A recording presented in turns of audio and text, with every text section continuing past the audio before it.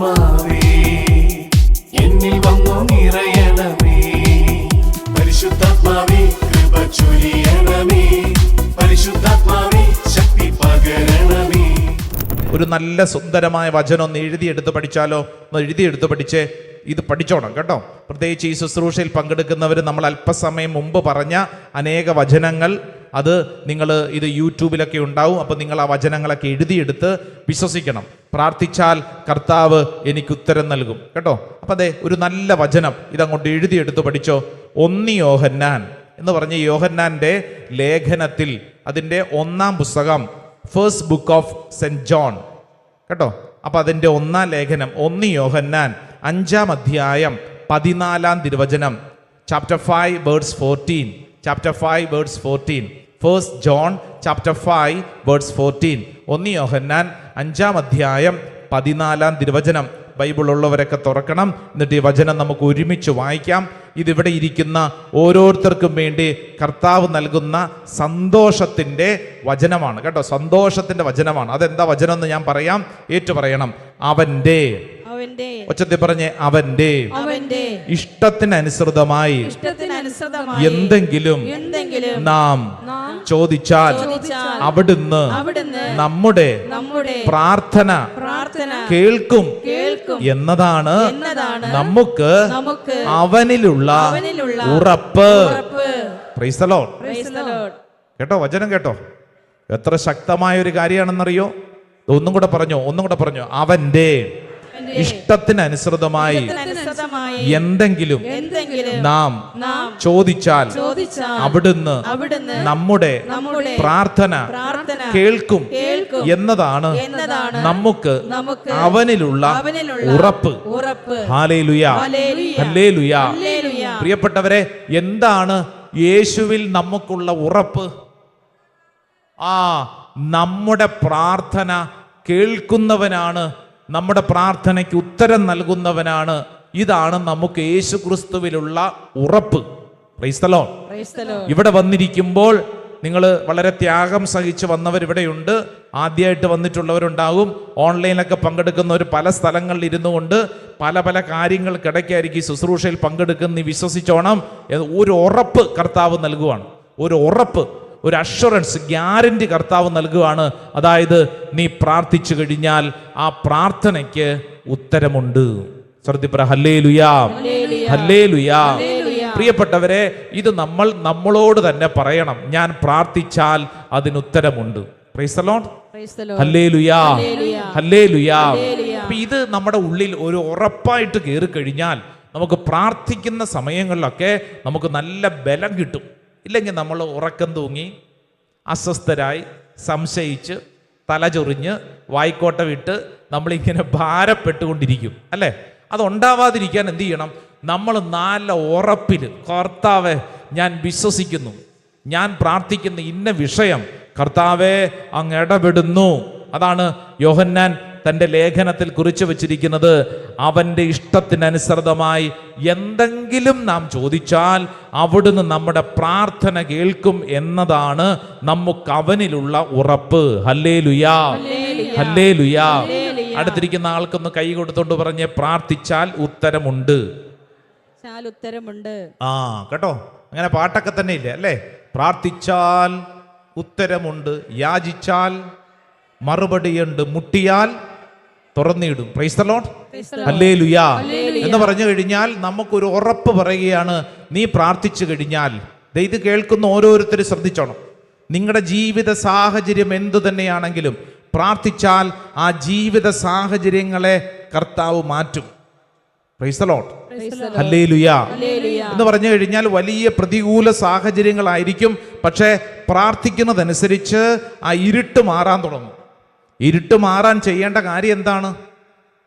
വെളിച്ചം ഉണ്ടാവുക, പ്രകാശം ഉണ്ടാവുക എന്നുള്ളതാണ് പ്രധാനപ്പെട്ട കാര്യം. ഹല്ലേലൂയാ, ഹല്ലേലൂയാ. വെളിച്ചം നിറയുന്നതനുസരിച്ച് ഇരുട്ട് മാറും. അല്ലാതെ ഇരുട്ടിനെ കുറിച്ച് ഓർത്തോർത്തോർത്ത് വിഷമിച്ചുകൊണ്ടിരുന്നു കഴിഞ്ഞാൽ എന്ത് സംഭവിക്കും? അത് ദുഃഖിച്ചുകൊണ്ടിരിക്കും. വലിയ ഭാരമാവും, വലിയൊരു ഭാരം. കഴിഞ്ഞിടയ്ക്ക് ഒരു കുടുംബം, ആ കുടുംബത്തിൽ അടിക്കടി ചില മരണങ്ങളുണ്ടായി, ചില തകർച്ചകൾ. ഇപ്പൊ ജീവനോടെ ഉള്ളവർക്ക് തന്നെ ചില അപകടങ്ങളൊക്കെ സംഭവിച്ചപ്പോൾ ഇവർ മൊത്തത്തിൽ കഷ്ടതയിലായി. ഇപ്പം ഇങ്ങനെയുള്ള സമയത്താണല്ലോ കുടുംബാംഗങ്ങൾ മൊത്തത്തിൽ പരിഭ്രാന്തി. അവർ പലരോട് ചോദിക്കുന്നു, ഇതെന്താ ഇങ്ങനെ, ഞങ്ങളുടെ കുടുംബത്തിന് എന്താ ഇങ്ങനെ. അപ്പോൾ പലരോട് ചോദിച്ചപ്പോൾ പലരും പല അഭിപ്രായങ്ങൾ പറഞ്ഞു. നിങ്ങളത് ശ്രദ്ധിക്കണം കേട്ടോ. ഇത് പ്രത്യേകിച്ച് നമുക്ക് ഇങ്ങനെ എന്തെങ്കിലുമൊക്കെ ദുരന്തം ഉണ്ടാകുമ്പോൾ നമ്മൾ 10 പേരോട് ചോദിച്ചു കഴിഞ്ഞാൽ 10 പേരും 10 അഭിപ്രായം പറയും. 10 പേരും 10 അഭിപ്രായം പറയും. അപ്പം ഞാൻ ഈ കുടുംബത്തെ കാണുമ്പോൾ ഇവർ വലിയ വിഷമത്തിലാണ്. കാരണം അച്ഛാ, എന്താ ചെയ്യേണ്ടതെന്നൊരു പിടുത്തവും ഇല്ല. ഇന്ന സ്ഥലത്ത് ഒരു ബ്രദർ പറഞ്ഞിരിക്കുന്നത് ഇവിടുന്ന് മണ്ണ് കുഴിച്ചെടുത്തുകൊണ്ട് ചെല്ലാനാണ്. അപ്പം ഞങ്ങൾ എന്ത് ചെയ്യണം? അപ്പം ഈ കുടുംബം വിഷമത്തിലാണ്. പോയിട്ടില്ല അച്ഛാ, ഞങ്ങൾ എന്ത് ചെയ്യണം? അച്ഛൻ പറഞ്ഞാൽ ഞങ്ങൾ അതനുസരിച്ച് ചെയ്യാം. പിന്നെ വേറൊരു കുടുംബം വേറൊരു പ്രാർത്ഥിക്കുന്നു എന്ന് പറയുന്നൊരു ആളുകൾ പറഞ്ഞത്, ഇത് നിങ്ങളുടെ കുഴപ്പമല്ല, ഇത് നിങ്ങളുടെ മുൻപ് ജീവിച്ചിരുന്ന ഈ മണ്ണിൽ ജീവിച്ചിരുന്നവരുടെ പാപപ്രവൃത്തിയുടെയാണ്.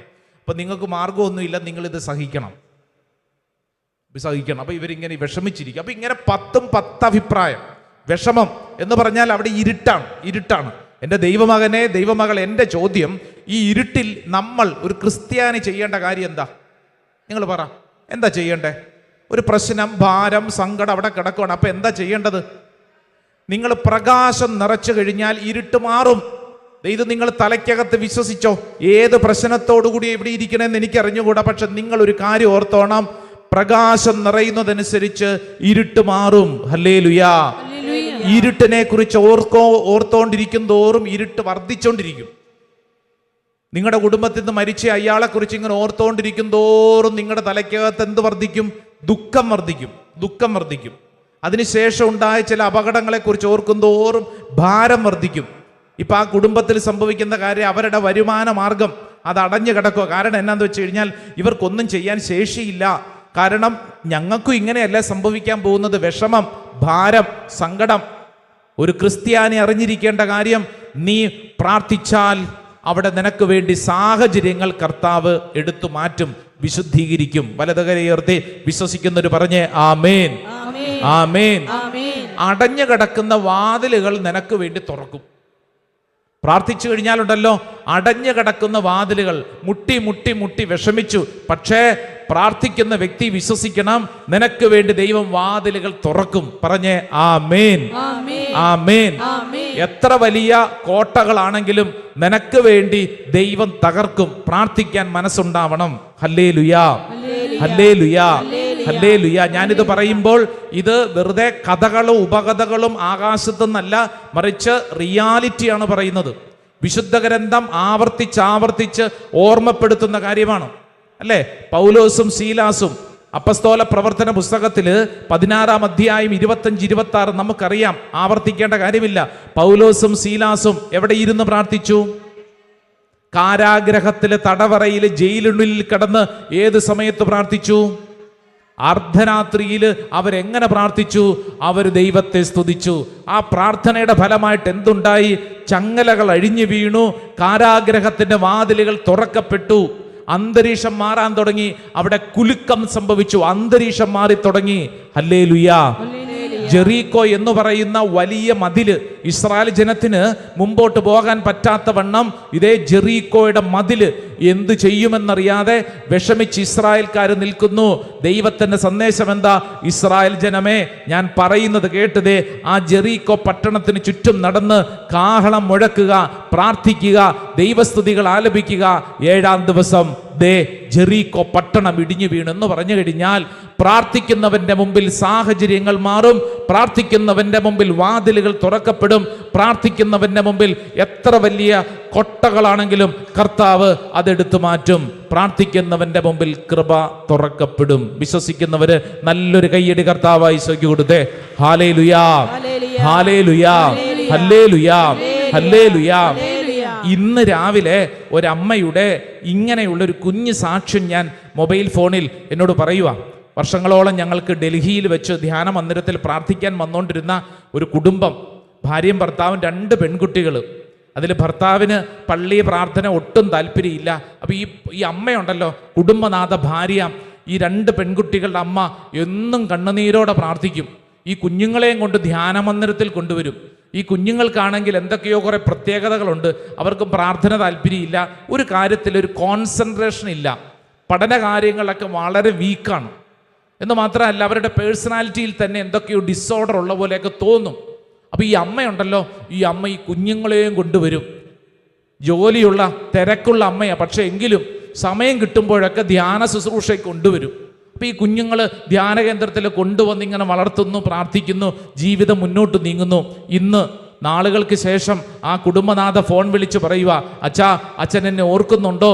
ദേ അച്ഛാ, അന്ന് പ്രാർത്ഥിച്ച് ഞങ്ങളുടെ 2 മക്കളില്ലേ, 2 പേരും UK 2 പേരും അച്ഛാ, ദേ മൂത്തവൾക്ക് ജോലി കിട്ടി, നല്ല സന്തോഷമായിട്ടിരിക്കുന്നു, രണ്ടാമത്തവളും നല്ല മിടുക്കിയായിട്ടിരിക്കുന്നു. ഞാൻ ആ അമ്മയോട് പറഞ്ഞു, ഈ മക്കൾ ഇങ്ങനെ ഇന്ന് നിൽക്കാൻ കാരണം അമ്മയുടെ കണ്ണുനീരും പ്രാർത്ഥനയുമാണ്. ഹല്ലേലൂയാ, ഹല്ലേലൂയാ. ഞാനിത് പറയുമ്പോഴത്തേക്ക് ഒരിക്കൽ കൂടെ ഓർമ്മപ്പെടുത്തുന്നു, ഇത് കഥകളല്ല, ഇത് എവിടെന്നോ കിട്ടിയൊരാശയമല്ല, മറിച്ച് നിന്റെ ഉള്ളിൽ നീ വിശ്വസിച്ചാൽ നിന്റെ പ്രാർത്ഥനയിലൂടെ ഈ മാറ്റം സംഭവിക്കും. Price the Lord. പ്രാർത്ഥിക്കുന്നവന്റെ മുമ്പിൽ ദൈവം കൃത്യമായിട്ട് വഴി ഇങ്ങനെ തുറന്നു തരും.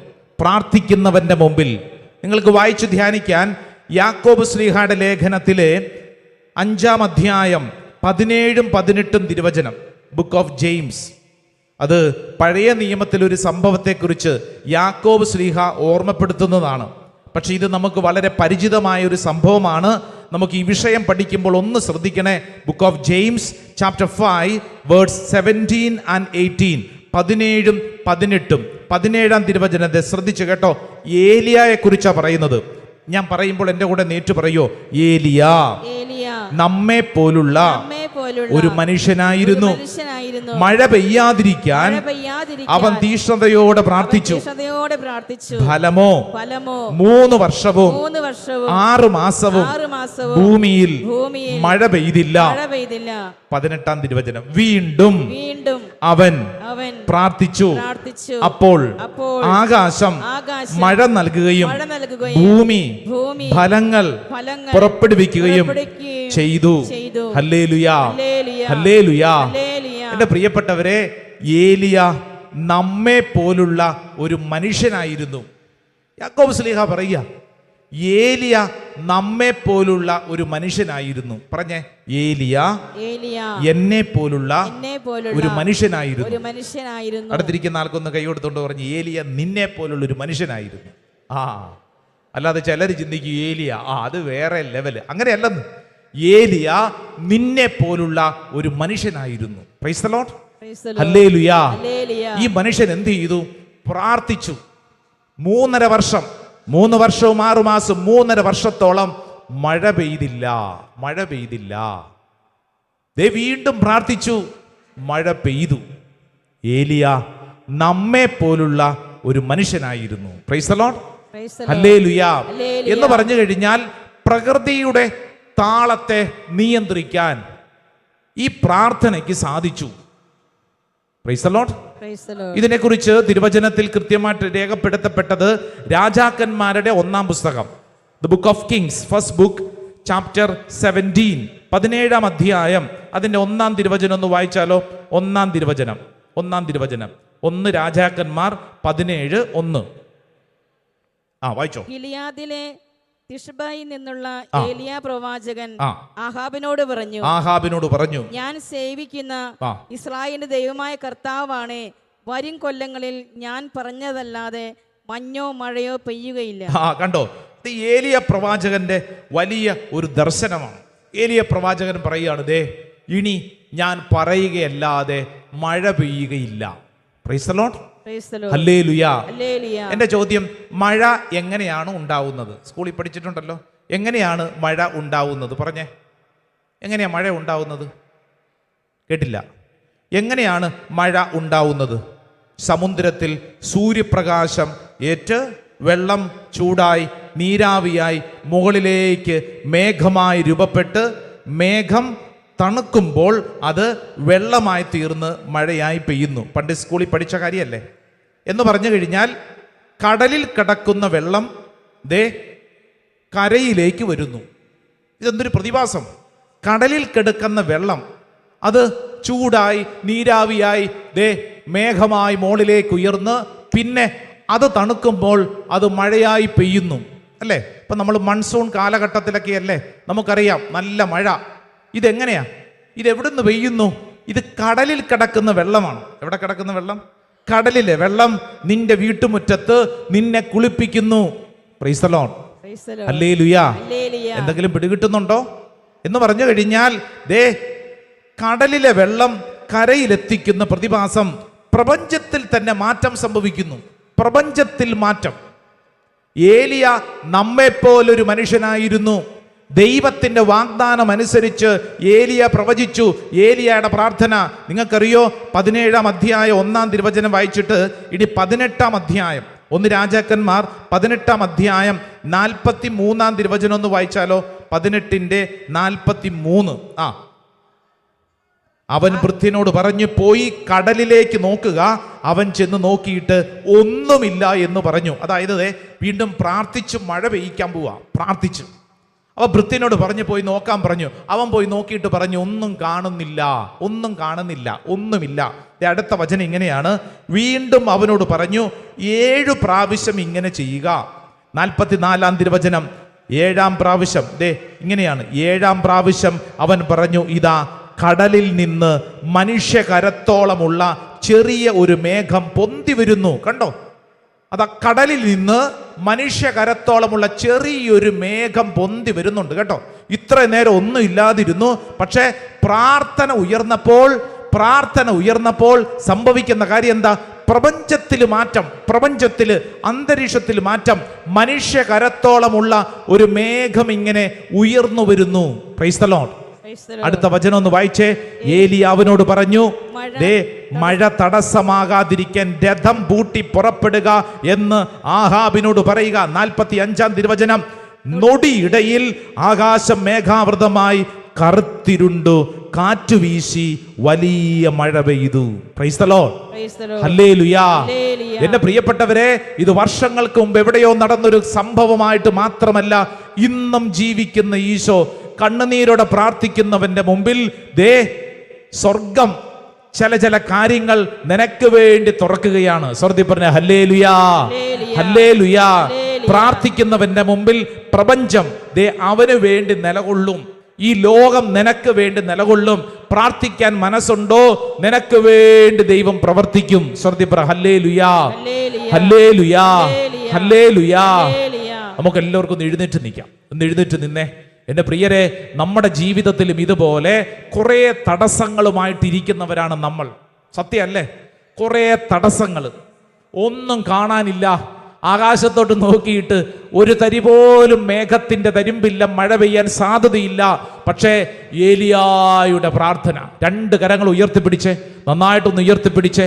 യാക്കോബ് ശ്ലീഹ പഠിപ്പിച്ചില്ലേ, ഏലിയ നമ്മെപ്പോലെയുള്ളൊരു മനുഷ്യനായിരുന്നു.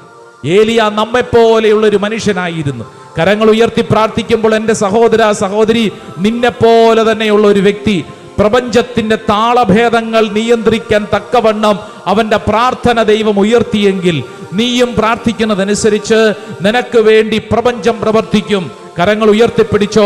ഒരുപക്ഷെ നീ നോക്കുമ്പോൾ ഒന്നും കാണാനില്ല, എന്നാൽ ദൈവം പറഞ്ഞതനുസരിച്ച് നീ പ്രാർത്ഥിച്ചുകൊണ്ട് നോക്കുമ്പോൾ ഒരു കൈപ്പത്തിയോളം ഉയരത്തിലും ഇങ്ങനെ മേഘം ഉയർന്നു വരുന്നു. ആ മേഘം ഉയർന്നു വന്ന് പിന്നീട് മേഘാവൃതമായി കറുത്തിരുണ്ട് പിന്നീട് ശക്തമായൊരു മഴ പോലെ ഈ ഭൂമിയിൽ പെയ്യുന്നത് പോലെ ഇന്ന് നീ കരങ്ങൾ ഉയർത്തി നീയും പ്രാർത്ഥിക്കുമ്പോൾ നീ വിശ്വസിക്കണം, നീയും ഒരു ഏലിയായി മാറുകയാണ്. കരങ്ങൾ ഉയർത്തിപ്പിടിച്ച് കണ്ണുകളടച്ച് എല്ലാവരും ഏലിയായി പോലെ പ്രാർത്ഥിക്കണം. കർത്താവേ, എനിക്കൊരു ദൗത്യമുണ്ട്, മറ്റുള്ളവർക്ക് വേണ്ടി പ്രാർത്ഥിക്കാനുള്ള ദൗത്യം. വിശ്വസിച്ച് കരങ്ങൾ ഉയർത്തിപ്പിടിച്ച് ഓ യേശുവേ വിളിച്ച് വിളിച്ച് വിളിച്ച് വിളിച്ച് പ്രാർത്ഥിക്കട്ടെ, വിളിച്ച് പ്രാർത്ഥിക്കട്ടെ. ഓ ദൈവമേ, വിശ്വസിക്കുന്നു കർത്താവ്, ഞങ്ങൾ വിശ്വസിക്കുന്നു. കൈയടിച്ചാലോ? കണ്ണടച്ച് കൈയടിച്ചേ. ഏലിയ നമ്മെപ്പോലെ ഒരു മനുഷ്യനായിരുന്നു. 3.5 വർഷക്കാലം ഈ ഭൂമിയിൽ മഴ പെയ്യിക്കാതിരിക്കാൻ മഴ പെയ്യിക്കാനും കൃപ അവന് കൊടുത്തെങ്കിലും ആ പ്രാർത്ഥനയുടെ ശക്തി നിന്റെ മേലും വെളിപ്പെടട്ടെ. നന്നായിട്ട് കൈയടിച്ചേ. പോരാ, ശക്തിയോടെ.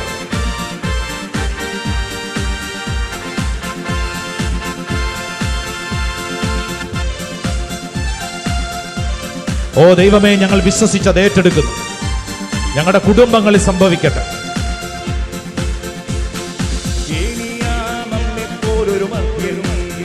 ആമേൻ, ആമേൻ, ആമേൻ. നമ്മെ പോലും എന്നാൽ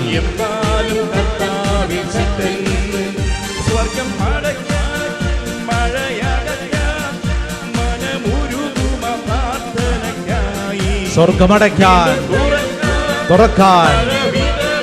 ആമേൻ.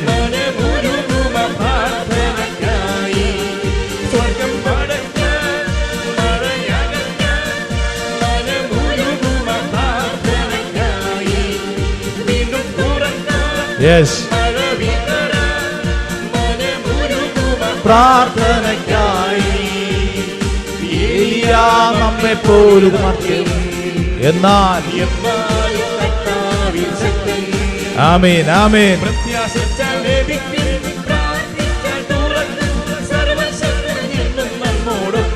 കരങ്ങൾ ഉയർത്തി കൈയടിച്ച്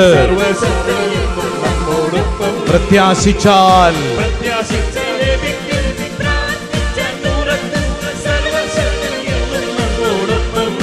ആമേൻ, ആമേൻ. യേശുവേ, നമ്മെ പോലൊരു മർത്യൻ എന്നാൽ ആമേൻ, ആമേൻ. എന്നാൽ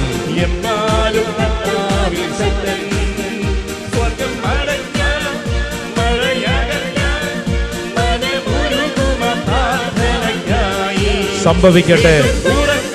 യെസ്, ആമേൻ. രണ്ട് കരങ്ങൾ സ്വർഗത്തിലേക്ക് ഉയർത്തിപ്പിടിച്ച് ഈശോയെ എന്ന് വിളിച്ച് ഏലിയായെ പോലെ ഞങ്ങളും പ്രാർത്ഥിക്കുന്നു. കർത്താവ്, ഞങ്ങൾ വിശ്വസിച്ച് പ്രാർത്ഥിക്കുന്നു. കർത്താവ്, ഞങ്ങൾ വിശ്വസിച്ച് പ്രാർത്ഥിക്കുന്നു. ഞങ്ങളുടെ കുടുംബ ബന്ധങ്ങളിൽ സംഭവിക്കപ്പെടട്ടെ. ഒരു പുത്തൻ അഭിഷേകം സംഭവിക്കപ്പെടട്ടെ. ഓ കർത്താവ്, ഞങ്ങൾ വിശ്വസിച്ച് പ്രാർത്ഥിക്കുന്നു. ആരാധന, ആരാധന, ആരാധന, ആരാധന. ദൈവമേ, ഞങ്ങളുടെ കുടുംബങ്ങളിൽ സംഭവിക്കപ്പെടട്ടെ. ഞങ്ങളുടെ വ്യക്തി ജീവിതത്തിൽ സംഭവിക്കപ്പെടട്ടെ. ഞങ്ങളുടെ ജോലി സ്ഥലത്ത് സംഭവിക്കപ്പെടട്ടെ. ഭാരങ്ങൾ കർത്താവ് ഇടപെടട്ടെ. ആരാധന, ആരാധന, ആരാധന, ആരാധന, ആരാധന. ഏലിയ നമ്മെ പോലെയുള്ള ഒരു മനുഷ്യനായിരുന്നു. മഴ പെയ്യാതിരിക്കാൻ അവൻ തീഷ്ണതയോടെ പ്രാർത്ഥിച്ചു. ഫലമോ 3 വർഷവും 6 മാസവും ഭൂമിയിൽ മഴ പെയ്തില്ല. വീണ്ടും അവൻ പ്രാർത്ഥിച്ചു. അപ്പോൾ ആകാശം മഴ നൽകുകയും ഭൂമി ഫലങ്ങൾ പുറപ്പെടുവിക്കുകയും ചെയ്തു. പ്രാർത്ഥിക്കുന്ന ഓരോ വ്യക്തിയിലും ഈ വചനത്തിന്റെ അത്ഭുത ശക്തി, ഏലിയായുടെ പ്രാർത്ഥനാ കൃപ ഓരോ വ്യക്തിയിലേക്ക് നിറയപ്പെടട്ടെ. കുടുംബങ്ങൾ കാലങ്ങളായി കെട്ടിയിട്ടിരിക്കുന്ന തിന്മകളുടെ കെട്ടഴിയപ്പെടട്ടെ. ഇന്നത്തെ ഈ പ്രാർത്ഥന ശുശ്രൂഷ വഴിയായി കാലങ്ങളായിട്ട് കുടുംബങ്ങളിലുള്ള സകല തരത്തിലുള്ള തിന്മയുടെ കെട്ടുകളും അഴിയപ്പെടട്ടെ. പാരമ്പര്യ രോഗപീഠകൾ അഴിയപ്പെടട്ടെ. നിരാശയും ദുഃഖവുമായിട്ട് പ്രാർത്ഥിക്കുന്ന ഓരോ വ്യക്തിയുടെയും ആ ഭാരങ്ങൾ എടുത്തു മാറ്റപ്പെടട്ടെ. പൈശാചിക ചിന്തകളും കൂട്ടുകെട്ടുകളും വിട്ടുമാറപ്പെടട്ടെ. ജഡിക പാപങ്ങളുടെ പീഡകൾ കർത്താവെ അങ്ങ് എടുത്തു മാറ്റപ്പെടട്ടെ. മടി, അലസത, ഉത്സാഹക്കുറവ്, ജീവിതത്തോടുള്ള നിരാശ കർത്താവെ അങ്ങ് എടുത്തു മാറ്റണമേ. ഈവൾ അസോസിയേഷൻ, തെറ്റായിട്ടുള്ള ബന്ധങ്ങളെയും ചലനങ്ങളെയും കർത്താവെ അങ്ങ് വിശുദ്ധീകരിക്കണമേ. കർത്താവെ, ഓരോ വ്യക്തിയിലേക്കും ഈ അഭിഷേകം നിറയപ്പെടട്ടെ. ഓരോ വ്യക്തിയിലേക്കും നിറയപ്പെടട്ടെ. ശ്രദ്ധിപ്പറഞ്ഞേ, ഹാലേലുയാ, ഹാലേലുയാ, ഹാലേലുയാ. കൈയടിച്ച് ഈശോയ്ക്ക് നന്ദി പറഞ്ഞേ വിശ്വസിക്കുക. ആ വിശ്വാസത്തോടുകൂടെ നമുക്ക് മുട്ടുകുത്തി ഈശോയുടെ ആശീർവാദം സ്വീകരിക്കാം. വിശ്വസിക്കണം, എൻ്റെ കർത്താവ് എൻ്റെ പ്രാർത്ഥന കേൾക്കുന്നു. ആ വിശ്വാസത്തോടെ നമുക്ക് ഒരുമിച്ച് ആരാധനയുടെ ആശീർവാദം സ്വീകരിക്കാം. ആരാധന, ആരാധന, യേശുവേ ആരാധന, ആരാധന, ആരാധന, യേശുവേ ആരാധന, ആരാധന, ആരാധന,